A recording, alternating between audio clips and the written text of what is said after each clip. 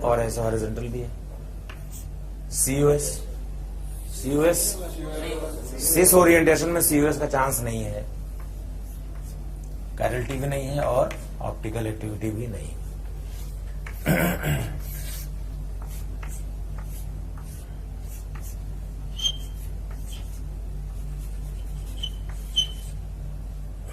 इसमें बोलो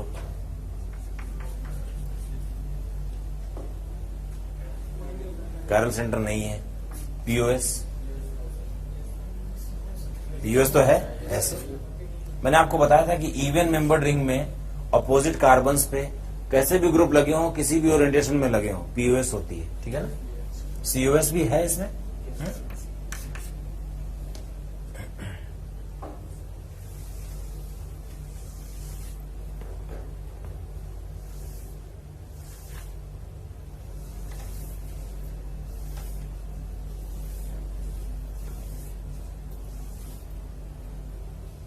चलो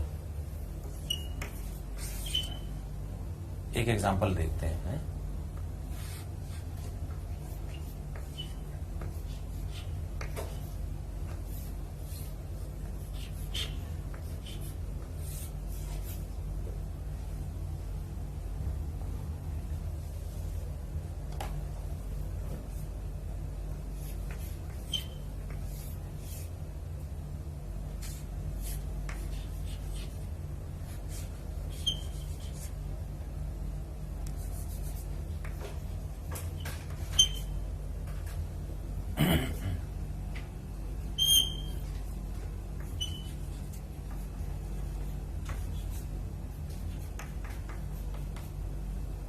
ये समझ रहे हो क्या? ये 3D में है, यानी कि ये जो है ना, ये आउट ऑफ प्लेन है और ये भी बैक साइड द प्लेन है, ठीक है ना, ठीक है ना।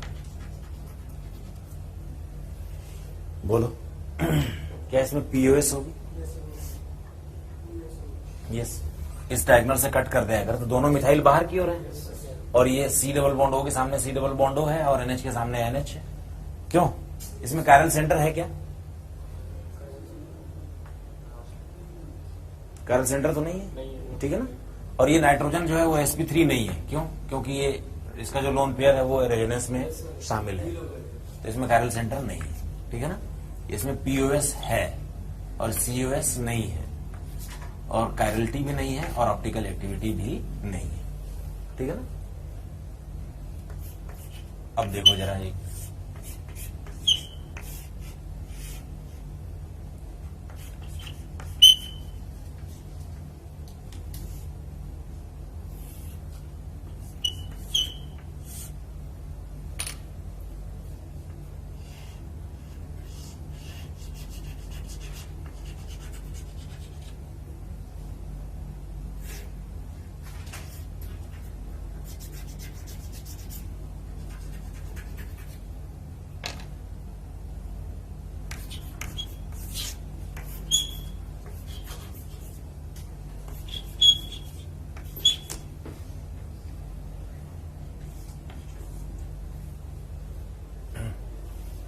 इसमें बताओ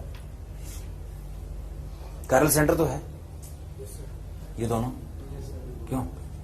कैरल सेंटर दो हो जाएंगे। Nitrogen is not chiral centre and carbon of C double bond O is not chiral centre because they are sp2 atoms. Chiral centers must be sp3.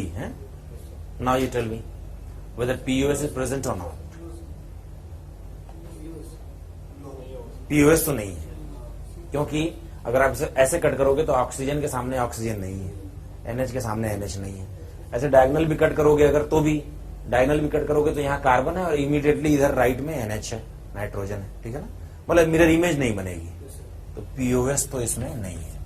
What about COS? COS है, ये भी वैसा example है जिसमें केवल COS है और इसी वजह से ये ऑप्टिकली इनएक्टिव है। COS है, दिस मॉलिक्यूल है COS and that's why it is optically inactive. अगर डायगोनल से कट करोगे NH से ऐसे, तो जरा देखो इसके तुरंत राइट में क्या है, कार्बन, और इसके तुरंत लेफ्ट में क्या है, C डबल बॉन्ड O। तो क्या मिरर इमेज बनेगी? मिरर इमेज के लिए तो इक्वल डिस्टेंस पर आइडेंटिकल ग्रुप्स होने चाहिए ना, ठीक है। जरा एक एग्जांपल और कर लो। सेम स्ट्रक्चर बना रहा हूं। ये ट्रांस वाला था जो ऑप्टिकली इनएक्टिव था क्योंकि इसमें COS प्रेजेंट थी। बस इसी का सिस बना दे रहा हूं।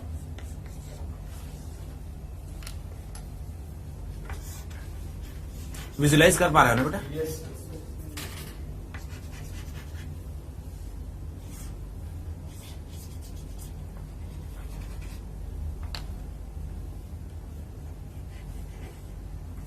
मिथाइल H और मिथाइल और H, इसके विषय में क्या कहते हो? क्या इसमें कायरल सेंटर है? दो कायरल सेंटर तो है ना भाई। चलो POS के लिए बताओ क्या है? किधर से? अगर बीच से काटोगे तो मिरर इमेज बनेगी क्या दोनों तरफ? देख ले, इस नाइट्रोजन के सामने नाइट्रोजन कहाँ है? अगर N से काटोगे तो इधर की ओर इस नाइट्रोजन के जस्ट राइट में कार्बन है Me वाला और इधर की ओर कार्बन है O वाला, तो क्या मिरर इमेज बनी? नहीं बनी ना? नहीं बनी ना? POS is not present. What about COS?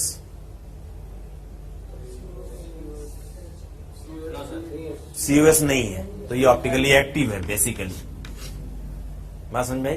देखो इसी का ट्रांस आइसोमर इनएक्टिव है और सिस आइसोमर एक्टिव है। Trans isomer was inactive because of the presence of only COS। I mean POS was absent but COS are present. अकेले COS present हो ऐसे examples rare होते हैं। ठीक है ना? समझ में आई बात? सभी को क्लियर हो रहा है? कोई डाउट तो नहीं हो रहा अभी इसमें? अब दिखने लगा है, मॉलिक्यूल दिखने लगा है आपको 3D में। क्या इसको यहीं रोक ले? अभी कुछ और चीजें बता दूंगा पहले आपको मैं, कैसे मॉलिक्यूल्स को प्रेजेंट करते हैं, थोड़ा प्रोजेक्शन फॉर्मूला बता के फिर वापस इसको करेंगे एक बार। अभी आपको POS और COS ढूंढने में तकलीफ तो नहीं आएगी? अगर मॉलिक्यूल का 3D क्लियर हो तो, 3D क्लियर हो तब तो आपको POS COS ढूंढने में दिक्कत नहीं आएगी। जैसे मैं एक आध क्यूमिलीन्स के एग्जांपल करा देता हूं। एक आध है, बोलो। हाँ, 3 membered 4 membered rings are by default planar. 6 membered ring is not planar, it comes in the chair and board form. But अगर उन्होंने इस तरह का एग्जांपल दिया है कि ऑप्टिकल एक्टिविटी वगैरह ढूंढने के लिए बोल रहे हैं तो आप उसको प्लेनर कंसीडर करके कर लीजिए। साइक्लोहेक्सेन को प्लेनर मान के कर लीजिए अगर उन्होंने केवल ऐसे ही सिचुएशन डाली है कि आपको ऑप्टिकल एक्टिविटी चेक करनी है तो। ठीक है ना? वरना साइक्लोपेंटेन साइक्लोहेक्सेन थोड़ा सा नॉन प्लेनर हो जाते हैं बट उनकी ऑप्टिकल एक्टिविटी पर उसकी वजह से फर्क नहीं आता। मतलब प्लेनर मान के जो रिजल्ट आपने निकाला ना वही रिजल्ट उनका चेयर और बोर्ड फॉर्म में भी आएगा। एग्जैक्टली।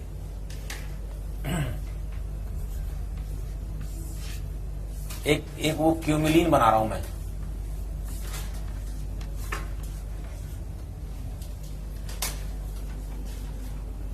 याद है?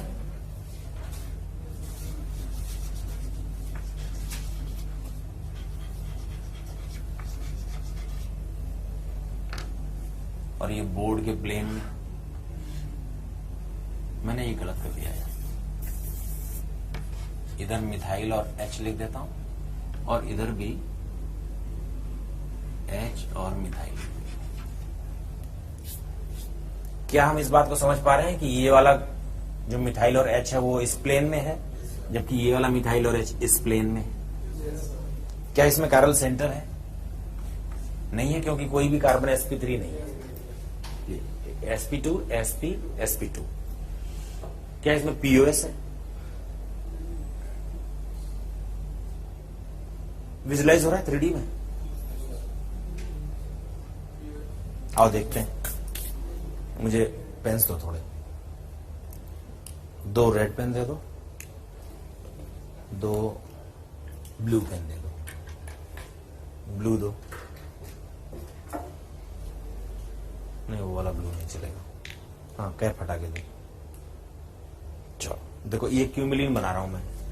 Carbon double bond carbon double bond carbon यहां है, देखो carbon double bond carbon double bond carbon. ठीक है ना? इधर वाला मिथाइल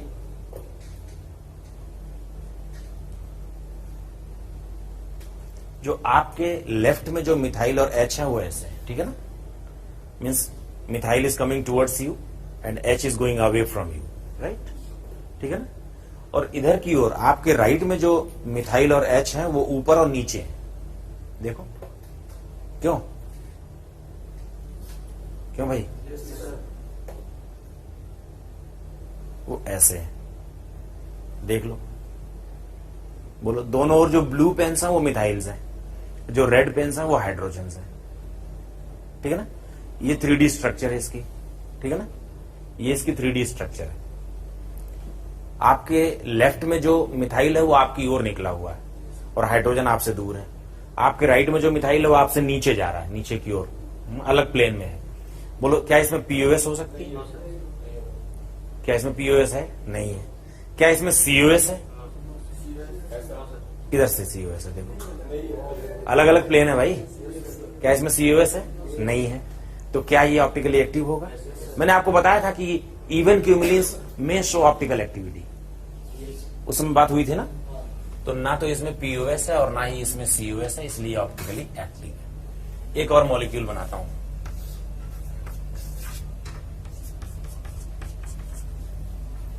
और इस बार मैं यहां पर दोनों हाइड्रोजन्स रख देता हूं, ठीक है ना।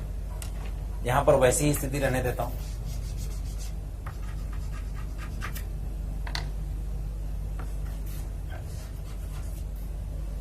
चलो एक रेड पेन देना, और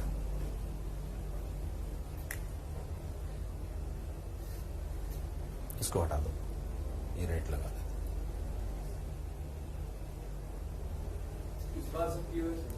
इस बार इसमें पीओएस हो जाएगी, यही बताना चाहता था मैं। Actually I wanted to tell you the same. देखो इस वाली स्ट्रक्चर को बना रहा हूं फिर से, ये जो 47 नंबर वाली स्ट्रक्चर है। इस बार आपके राइट में दोनों हाइड्रोजन्स हैं, राइट, और आपके लेफ्ट में एक मिथाइल है जो आपकी ओर निकला हुआ है, और एक हाइड्रोजन है जो आपसे दूर पीछे की ओर आ रहा है। बोलो क्या इसमें पीओएस है? किधर से है बताओ, किधर से कट करें? यस, इस प्लेन में कट करें, हो जाएगा पीओएस। मैंने आपको बताया था कि इवन क्यूमुलिन्स में show optical isomerism provided the terminal carbon has 2 different groups. Each terminal carbon must contain 2 different groups. बात समझ में आ रही? अगर किसी एक टर्मिनल कार्बन पर 2 सेम ग्रुप आ जाएंगे तो पीओएस प्रेजेंट हो जाएगी। क्यों? इसको यहां से कट मार दे, यहां से ऐसे, तो हो जाएगा। क्यों भाई, क्लियर हो गया बात? इसमें पीओएस आ गई तो इसमें ऑप्टिकल एक्टिविटी नहीं होगी। क्लियर? ले लो अभी जरा पेंसिल ले लो। Thanks, thank you. तो इसमें कैरल सेंटर तो नहीं है, लेकिन पीओएस है और सीओएस नहीं है, और इसीलिए ऑप्टिकली एक्टिव नहीं है, ठीक है ना। Kindly visualise the molecule in 3D। अच्छा, वो ऐसे 3D डायग्राम बनाकर एग्जाम में नहीं देते। आपको पता होना चाहिए कि इसका 3D डायग्राम ऐसा होता है। आपको पता होना चाहिए कि ये वाले ग्रुप ऐसे इस प्लेन में आ रहे हैं और ये वाले ग्रुप जो है वो वर्टिकल प्लेन में आ रहे हैं। नहीं, कुछ नहीं दिखाएंगे, वो तो सिंपल ऐसे बना देंगे। देखो बेटे, ऐसे बना देंगे, बोलेंगे whether this molecule is optically active और इनएक्टिव, ऐसे बना देंगे। या वो कई बार तो ऐसे बना देंगे, MECH double bond C। Orientation भी नहीं बनाएंगे, तब भी अपने को पता होना चाहिए, ठीक है ना। बात समझ में आई? बोलेंगे ये मॉलिक्यूल ये प्लेनर है कि नहीं है, क्या सारे एटम एक ही प्लेन में है कि नहीं है, और वो बनाते नहीं है ऐसा, ठीक है ना। इस टॉपिक की प्रॉब्लम यही है। We are dealing with the 3D molecules on a 2D board और on a 2D paper, getting? So until unless you visualize the 3D, you will always find difficult to determine whether POS COS are present or not, है? ठीक है ना। जब molecule जब दिखता है ना पेपर के ऊपर, तो पता नहीं चलता कि इसमें कौन सा ग्रुप किधर आ रहा है। कई बार तो ये ओरिएंटेशन बना देने के बाद भी पता नहीं चलता। क्यों? बात समझ में आ रही? ओरिएंटेशन बना देने के बाद ही पता नहीं चलता, इसीलिए मॉडल वगैरह बनाना पड़ता है। हाँ, नहीं, ये तो पाई बॉन्ड में होगा ना ऐसा। एक पाई बॉन्ड ऐसा होगा, ठीक है ना, दूसरा पाई बॉन्ड ऐसे होगा। जब पाई बॉन्ड बोर्ड के प्लेन में होगा तो सिग्मा वाले ग्रुप जो है वो परपेंडिकुलर प्लेन में होंगे। जब पाई बॉन्ड परपेंडिकुलर प्लेन में होगा तो सिग्मा वाले ग्रुप्स बोर्ड के प्लेन में होंगे। इसी वजह से तो ये दोनों ग्रुप्स अलग अलग प्लेन में चले जाते हैं। Pi bond, 2 adjacent pi bonds parallel नहीं हो सकते, इसीलिए तो जो उनके सिग्मा ग्रुप्स हैं वो भी अलग अलग प्लेन में चले गए, और इसी वजह से तो इसमें ऑप्टिकल एक्टिविटी आई है। ऑड क्यूमुलिन में ऐसा नहीं होगा। क्यों? क्या ऑड क्यूमिलीन में ऐसा होगा? ऑड क्यूमिलीन में ऐसा नहीं होगा। मैं एक ऑड क्यूमिलीन बना देता हूं, आखिरी एग्जांपल है ये, ठीक है ना। 1 2 3 3 पाई बॉन्ड लगातार बना रहा हूं। मैं जरा चॉक ले आता हूं।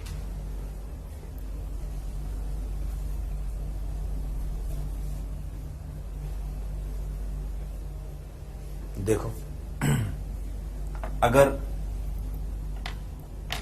ये टर्मिनल पाई बॉन्ड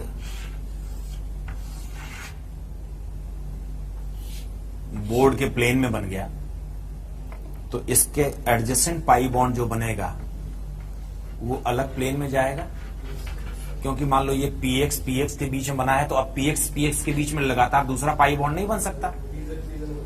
तो पीजेड पीजेड हो या पीवाई पीवाई होगा, बट वो अलग प्लेन में चला जाएगा। तो फिर से ये जो इधर वाला पाई बॉन्ड है ये फिर से इसी प्लेन में बन सकता है। क्यों? ये फिर से इसी प्लेन में बन सकता है। दैट मीन्स अगर 3 पाई बॉन्ड लगातार है, ये इसको अगर पेपर पे लिखा जाएगा तो ऐसे लिखा जाएगा, ठीक है ना। 4 कार्बनों के बीच में लगातार 3 पाई बॉन्ड्स हैं, इसका 3D ऐसा होगा। तो अगर 3 लगातार पाई बॉन्ड होंगे तो जो टर्मिनल पाई बॉन्ड्स हैं वो पैरेलल हो जाएंगे, बीच वाला pi bond out of plane रहेगा।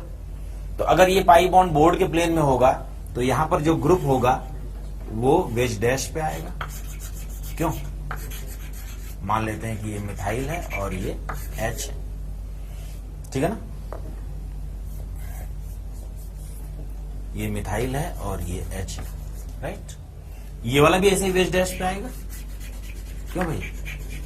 तब ये मिथाइल होगा, ये मिथाइल है और ये H है।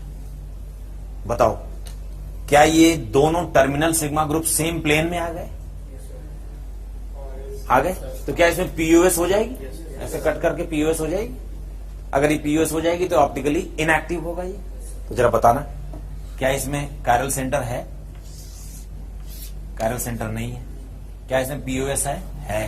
सीयूएस नहीं है। ऑप्टिकल एक्टिविटी भी नहीं है, ठीक है ना। बात समझ में आ रही है? टर्मिनल ग्रुप सेम प्लेन में है, इसीलिए इसमें पीयूएस प्रेजेंट हो जाएगी, राइट। अगर पेपर में बनाया जाएगा तो ऐसे बनाया जाएगा, क्वेश्चन पेपर में आएगा तो ऐसे आएगा, और आपसे कहा जाएगा कि बताओ ये ऑप्टिकली एक्टिव है या नहीं। तो आप बताओगे कि it is optically inactive because of the PUS which is present in the molecule. Getting? So odd cumulines do not show optical activity, but odd cumulines can show geometrical isomerism. We already have seen the examples.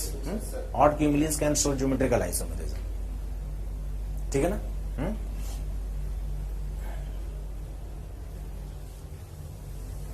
थोड़ा 3D visualise हो रहा है कि नहीं? मैं आपको एक स्पाइरेन का एग्जांपल करवाता हूं।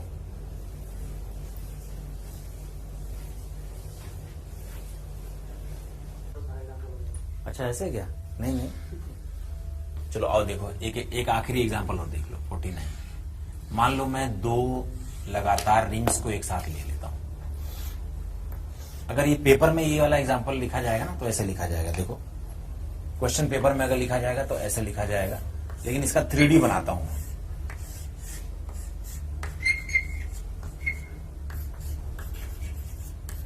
ये कंपाउंड है और हमें ये चेक करना है कि क्या ये ऑप्टिकली एक्टिव है या नहीं है। आपको तो पता है कि 2 लगातार रिंग्स का ये जो कार्बन है ना, जो sp3 है, this sp3 carbon is known as spiro carbon. If there is one sp3 carbon which is common in 2 rings, it is called spiro carbon.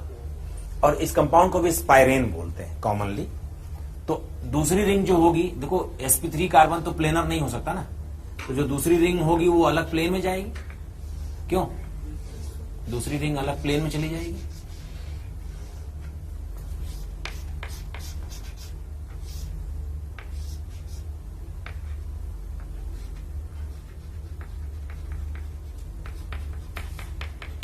ये एक रिंग अगर इस प्लेन में होगी तो दूसरी रिंग इस प्लेन में हो जाएगी। क्यों भाई? समझ में आ रहा है कि नहीं? तो फिर जो इस पे जो ग्रुप्स लगे होंगे, ये वाले ग्रुप तो ऊपर और नीचे होंगे। क्यों भाई? अगर रिंग इस प्लेन में होगी तो ग्रुप्स जो है वो इस प्लेन में हो जाएंगे। सिग्मा वाले ग्रुप्स। और ये वाले ग्रुप्स किस में होंगे? ये वाले ग्रुप बाहर और भीतर की ओर होंगे। देख लो, रिंग अगर इस प्लेन में होगी तो सिग्मा ग्रुप जो होंगे वो बाहर और भीतर होंगे। रिंग अगर वर्टिकल प्लेन परपेंडिकुलर प्लेन में होगी तो जो ग्रुप्स होंगे वो वर्टिकल प्लेन में आएंगे। ठीक है ना। अब मैं जरा यहां पर ग्रुप्स के नाम लिख देता हूं। ये मिथाइल है, ये H है, ये मिथाइल है और ये H। मुझे बताओ, ये एक इवन स्पाइरेन है। क्यों? ये एक इवन स्पाइरेन है। क्या इसमें कोई कायरल सेंटर है? नहीं है, कोई कायरल सेंटर नहीं है। क्या इसमें कोई पीओएस है? कोई पीओएस है क्या? नहीं है कोई पीओएस। पीओएस नहीं है, ना कायरल सेंटर ना पीओएस है। सीओएस, ध्यान रखना, ये मिथाइल पीछे की ओर जा रहा है और वो मिथाइल जो है वो ऊपर की ओर जा रहा है। जैसे मैंने डबल बॉन्ड पे बनाया था अभी, भाई एक डबल बॉन्ड की जगह एक रिंग को इक्विवेलेंट मान सकते हैं। Ring is the double bond equivalent. तो जैसे हमने जब इवन क्यूमिलीन्स बनाया था वैसे इवन स्पाइरेन बना दिया। अलग अलग प्लेन में जा रहा है। क्या मैं इसको मॉडल बना के बताऊं? बिल्कुल, एक रिंग ऐसे देखो, एक रिंग इस प्लेन में है और दूसरी रिंग इस प्लेन में। ठीक है ना। अब इस रिंग के जो ग्रुप्स हैं वो बाहर और भीतर की ओर है और इस रिंग के जो ग्रुप्स हैं वो ऊपर और नीचे की ओर है। क्यों? इनका प्लेन सेम नहीं है। Sigma groups are not present in the same plane. So what do you say? Will they have POS? No.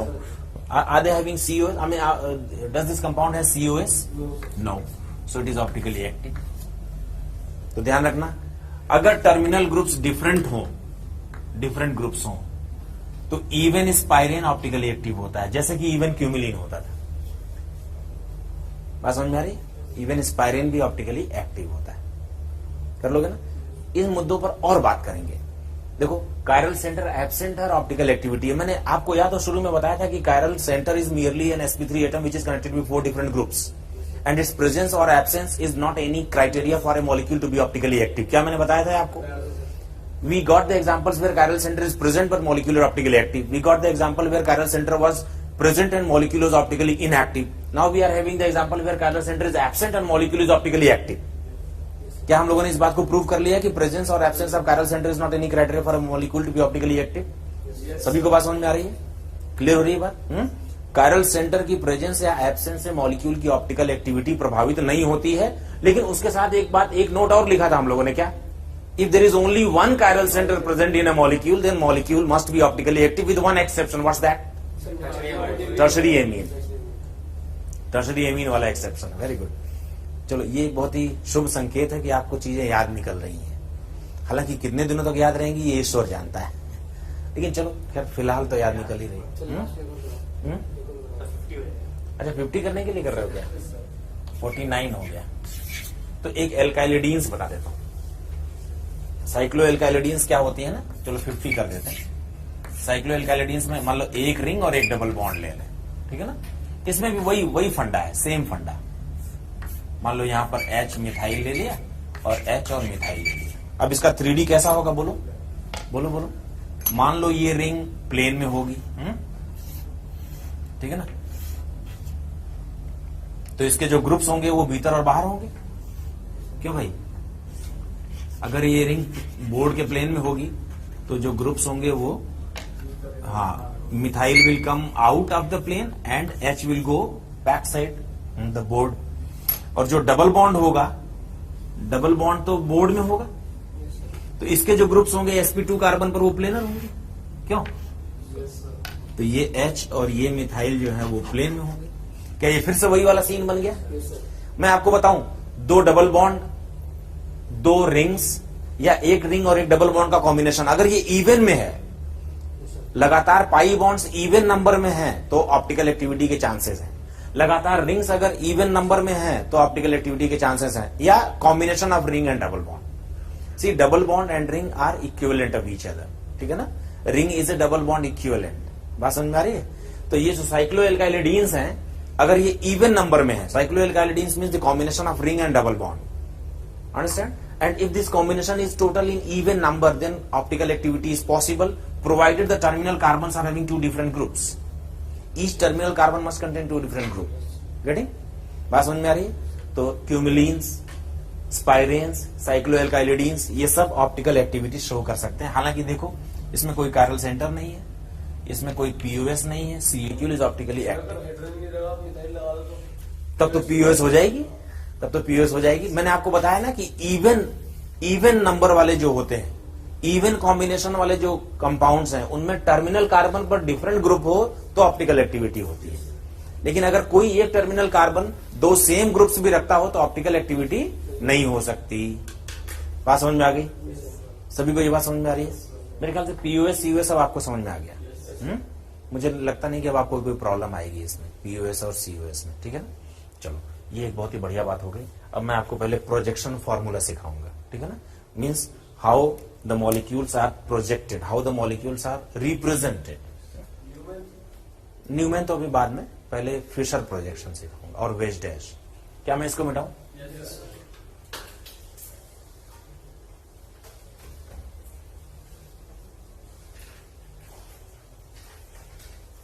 ये सब बातें समझ में तो आ रही है ना बेटे आपको? थोड़ा सा क्या है, आपको विजुलाइज करना है 3D में।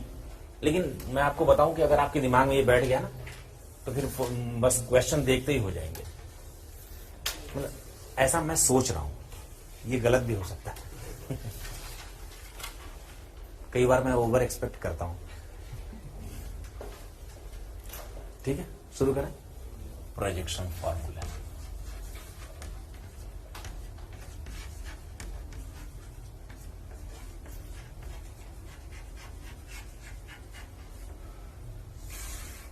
दो तरह के प्रोजेक्शन फॉर्मूले होते हैं जो अभी हम सीखने वाले हैं। One is wedge dash, wedge dash projection formula,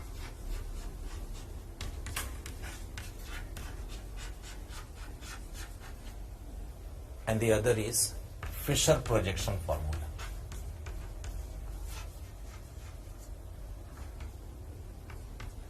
मैंने आपको बताया था फिशर के बारे में। Fischer got Nobel prize for these works and the second Nobel prize of chemistry. 1900 में नोबेल प्राइजेस का डिस्ट्रीब्यूशन शुरू हुआ था, 1901 में फिशर को मिला था। देखो क्या होता है बेसिकली, एक वेज डैश प्रोजेक्शन फॉर्मूला। मैं फिर से आपको याद दिला दूं कि मैं लैक्टिक एसिड के बारे में बात करने जा रहा हूं। Lactic acid is your favourite, it is found in milk. भगा दिया जाएगा तो यहां आगे मैं मौज करना। देखो मान लो ये फॉर्मूला है, this formula is known as, this projection formula is known as wedge dash projection. This bond which dark bond, which is coming out of the plane towards the viewer, that is called wedge bond. And the bond which is shown as dash, it is basically going away from the viewer backside the board, and it is called dash bond, right? And that's why this projection is known as wedge dash projection. मैं आपको इसको 3D में बताता हूं। Let me make the model.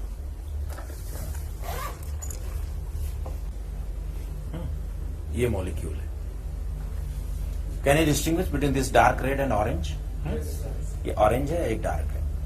ये जो COH है और ये जो CH3 है, ये सेम, मतलब ये अगर नॉर्मल लाइन से दिखाया जा रहा है तो इसका मतलब ये है कि ये जो COH और CH3 है ये दोनों सेम प्लेन में है, बोर्ड में। और ये जो OH है ये बाहर की ओर है और जो H है वो पीछे की ओर है। ठीक है ना? ऐसे। ठीक है, तो जैसे मान लो पेपर का प्लेन बना देता हूं। ठीक है ना? अब इस पेपर के प्लेन में ऐसे कर दिया मैंने,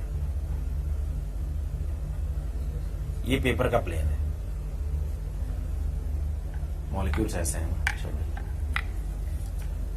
ये है पेपर का plane, right? This is paper, ठीक है ना, या बोर्ड। अब इस मॉलिक्यूल से अगर इसको रिजेंबल करवा के देखो, ये कार्बन है,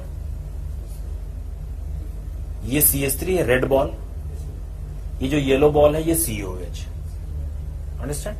CH3, COH और कार्बन ये सब एक ही प्लेन में, लेकिन ये जो ग्रुप है OH वो बाहर निकला हुआ है और जो H है वो पीछे गया हुआ है। क्यों? यहां से ये 109 डिग्री का, ये this carbon is sp3 and tetrahedral and each angle is 109 degree. यहां से देखने से शायद ये 109 नहीं लग रहा होगा, but we should know that it is a 3 dimensional molecule and this one is 109 degree. ये देखने में एक्यूट एंगल लग रहा होगा, लेकिन ध्यान रखें ये भी 109 डिग्री है, ये भी 109 डिग्री है, 109 डिग्री, 109 डिग्री। गेटिंग? यहां 3D में देखो ध्यान से, बात समझ में आ रही है? अगर ये बोर्ड का प्लेन है तो CH3 और COH ये दोनों प्लेन में है कार्बन के साथ, और ये ग्रुप बाहर निकला हुआ है जिसको हम OH कह रहे हैं, और ये ग्रुप पीछे है, बोर्ड के पीछे है, जिसको हम H बोल रहे हैं। ये वेस्ट डैश प्रोजेक्शन है, राइट? इसको अगर फिशर में बदलना होता, अगर हमें इसको फिशर में बदलना है, ये वेस्ट डैश प्रोजेक्शन है, और अगर हम इसे फिशर में बदलना चाहें तो फिशर साहब ने कहा कि जो हॉरिजॉन्टल, मतलब जो ग्रुप्स यहां दिख रहे हैं हॉरिजॉन्टल लाइन पर, हॉरिजॉन्टल प्लेन में, इनको बाहर आने दो ऐसे। That means the groups which are present on the horizontal plane, they must come out towards the viewer, and the groups which are present on the vertical line, they must go away from the viewer back side the board. ये Fischer का projection है। ये waste dash वाले molecule को अगर हम ऐसे घुमाएं कि जो डैश वाला एटम है वो बाहर आ जाए, तो जरा देखो, इसको फिशर ने कहा कि कार्बन को तो क्रॉस से दिखा दो, कायरल कार्बन को। अब जरा बताना, हॉरिजॉन्टल लाइन पर राइट में क्या आएगा? H। जरा देखो, ये ब्लू बॉल जो है वो H बनाया हम लोगों ने, ब्लू बॉल H बनाया था जो प्लेन के पीछे था, और इस ऑरेंज बॉल को जो बाहर निकला हुआ उसको हम लोगों ने OH बनाया था। अब फिशर ने कहा कि पीछे वाले को बाहर निकालो, तो अगर बाहर निकाला तो क्या हुआ? बाहर निकालते समय हमने देखा कि कुछ ग्रुप्स की पोजीशंस अपने आप बदल गई। बताओ, राइट में क्या आया? H, लेफ्ट में क्या आया? OH, ऊपर क्या रह गया? COH, और नीचे क्या रहा? CH3। ये फिशर है, अंडरस्टैंड? फिशर ने कोई खास कंडीशन नहीं लगाई। फिशर ने कहा कि मॉलिक्यूल को आप चाहे जैसे देखें, but please keep the horizontal groups outside, they must come outside the plane towards the viewer. ठीक है ना? अच्छा, ये भी फिशर है। कोई अगर उस पॉइंट से देख रहा हो, उस पॉइंट से, तो उसको ये दोनों ग्रुप बाहर निकले हुए दिखाई पड़ेंगे, तो वो फिशर हो जाएगा। कोई यहां से देख रहा हो, इस तरफ से देख रहा हो, तो उसको ये दोनों ग्रुप बाहर निकले हुए दिखाई पड़ेंगे। ठीक है ना? आपकी ओर से देखने पर ये दोनों निकले हुए, यहां से कोई देखे तो उसको ये दोनों बाहर निकले हुए दिखाई पड़ेंगे। अंडरस्टैंड? तो ये सेम फिशर जो है उसका लुक चेंज हो सकता है। फिशर ने कहा कि बस इतनी कंडीशन मेंटेन कर दो कि ये दोनों ग्रुप्स बाहर की ओर आते हुए दिखाई पड़े, ठीक है ना, और ये दोनों ग्रुप जो है वो बैक साइड में जाते हुए दिखाई पड़े। That's it. फिशर ने सिर्फ इतनी कंडीशन मेंटेन करने को कहा। लेकिन जरा देखो, इस मॉलिक्यूल को ध्यान से देखो, इसमें हॉरिजॉन्टल लाइन पर जो ग्रुप्स हैं वो they are coming towards you. अगर मैं इसको ऐसे घुमा दूं तो फिर से एक नया फिशर बन जाता है, उसमें भी हॉरिजॉन्टल वाले आपकी ओर दिखाई पड़ रहे हैं। क्यों? अगर मैं एक फिशर ऐसा बना दूं तो भी ऐसा हो जाएगा। क्यों? ये तो था ही से। अगर मैं ऐसा बना दूं, ये भी तो फिशर की कंडीशन को फुलफिल कर रहा है। क्यों? ऐसे बना दूं। You understand? तो फिशर को you rotate the molecule, you play with the molecule without breaking the bond, but the condition is that horizontal groups must come towards the viewer outside the plane and vertical groups must go away from the viewer backside the plane। Fischer ने सिर्फ इतना कहा। इसको paper पे कैसे करें? देखो, हमारे पास अगर मॉडल होगा तो हम घुमा लेंगे और इन दोनों को सामने रख लेंगे, इन दोनों को सामने रख लेंगे, या इन दोनों को सामने रख लेंगे, बट पेपर पे कैसे किया जाए? How to do at paper? तो पेपर पे करने का तरीका यह है कि आप दो स्विचिंग कीजिए, स्विच करिए। जैसे अगर मान लो H और CH3 को अपन ने एक दूसरे से स्विच कर दिया, तो H यहां और CH3 यहां, ये सिंगल स्विच हुआ। अब एक और स्विचिंग करें, CH3 जब वहां पहुंच जाएगा तो OH से स्विच मार देंगे, ठीक है ना? तो डबल स्विच करने के बाद जरा ध्यान से देखो, H यहां आया, CH3 यहां गया था जिसको हमने OH से स्विच कर दिया, और ये COH। तो both these Fisher projections are basically equivalent, they are both identical। इनका लुक बदल गया। देखो, ये मॉलिक्यूल है, ये मॉलिक्यूल आपके सामने था, इसका लुक मैं चेंज कर देता हूं, ये लो, तो क्या ये मॉलिक्यूल चेंज हुआ? लुक बदला है ना, सिर्फ ऐसे कर दो भाई, आपका व्यू पॉइंट बदला इसलिए देखने का तरीका बदल गया, मॉलिक्यूल दिखने में अलग जैसा दिख रहा है, ठीक है ना, but the molecule is same, properties are same, reaction it will do the same reaction, its optical activity is also same. क्यों भाई? आप मान लीजिए कोई यहां से देख रहा है, कोई वहां से देख रहा है, कोई पीछे की ओर से देख रहा है, तो उसको अलग अलग मॉलिक्यूल का लुक दिख रहा है, लेकिन मॉलिक्यूल की प्रॉपर्टी तो नहीं बदली ना भाई। तो लेकिन हम इसको पेपर पे कैसे चेंज करें? पेपर पे चेंज करने का तरीका है स्विचिंग करना। कैसे स्विचिंग? डबल स्विचिंग करना। Even number of switches will always give you the identical structure with the same configuration. जैसे मान लो इसमें कोई स्विच करना चाहते हो, बोलो क्या मैं इन दोनों को स्विच कर दूं, COH और H को, और बाद में इन दोनों को स्विच कर दूंगा? दो स्विचिंग कर रहा हूं मैं, तो जो बनेगा जरा देखो, COH नीचे, H ऊपर जाएगा जो कि CH3 से बदल जाएगा। कोई से भी दो स्विच कर लो, double switch on a chiral carbon will always give you an identical structure with the same configuration. Configuration will not change if you are switching twice. दो ग्रुप्स को आपस में एक्सचेंज करना ये सिंगल स्विच है। ऐसा ही एक स्विच और करना पड़ेगा ताकि कॉन्फ़िगरेशन सेम रह जाए। अगर आपको कॉन्फ़िगरेशन चेंज करना है तो सिंगल स्विच कर लो या ऑड नंबर के स्विचिंग कर लो, और अगर कॉन्फ़िगरेशन सेम रखना है तो डबल स्विच या इवन नंबर का स्विच करो। ठीक है ना? बात समझ में आ रही है? क्या हम वेज डैश को फिशर में बदलना सीख रहे हैं? Are we learning? Are we? चलो मैं यहां पर एक आध एग्जांपल कराता हूं, आप इसको फिशर में बदल के बताना। पहले इसको नोट करो।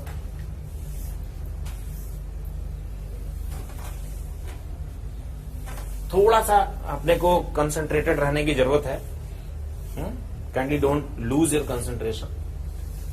थोड़ी देर तक बस चीजों को विजुलाइज करके रखो, विजन में रखो, अपने आप ये पता लग जाएगा। मैं इस पर फिर से बात करूंगा, ठीक है ना? Next lecture we shall start with the conversion of Fischer, I mean wedge dash to Fischer and Fischer to wedge dash. ठीक है, चलो मैं एक और मॉलिक्यूल बनाता हूं।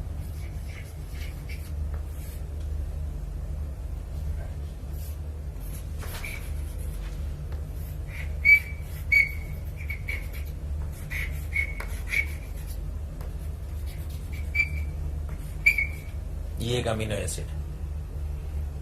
ध्यान से देखना, ये वाला मॉलिक्यूल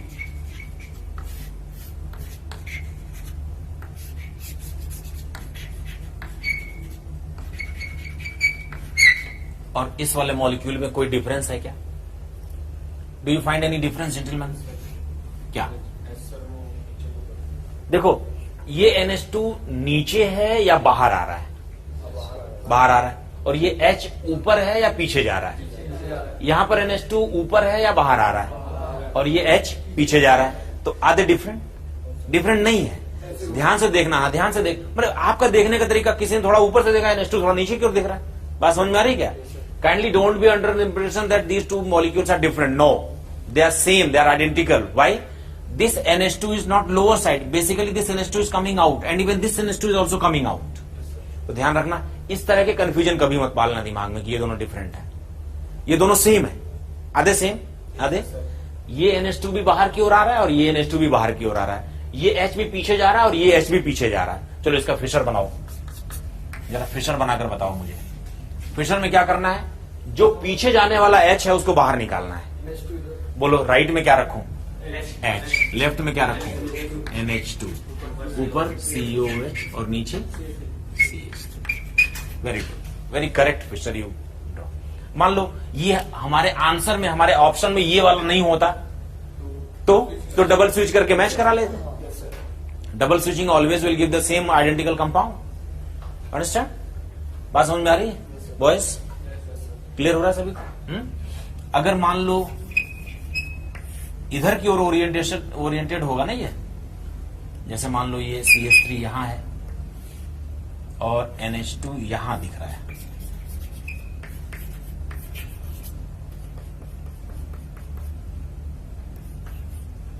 यहां।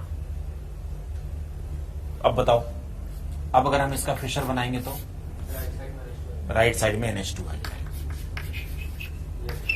राइट राइट, समझ में आ रही बात? आज का लेक्चर यहीं रोक दो, मेरे ख्याल से आज काफी हो गया। So next day we shall continue with the same, I mean wedge dash and Fischer projection formula. ठीक है?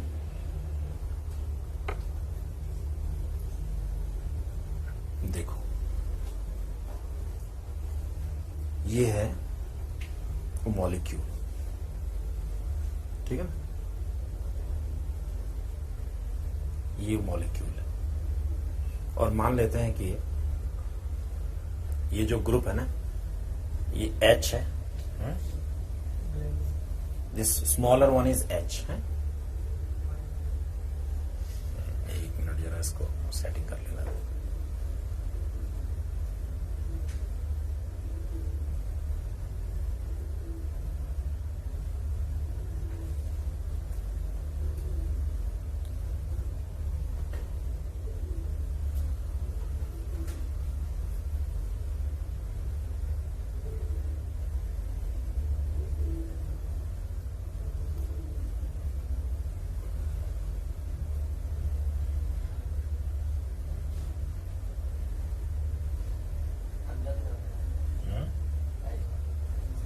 H जो है वो अंदर की ओर है। अब हम मान लेते हैं basically we are basically going to understand that, ये एक जरा इसका वो साइज बदल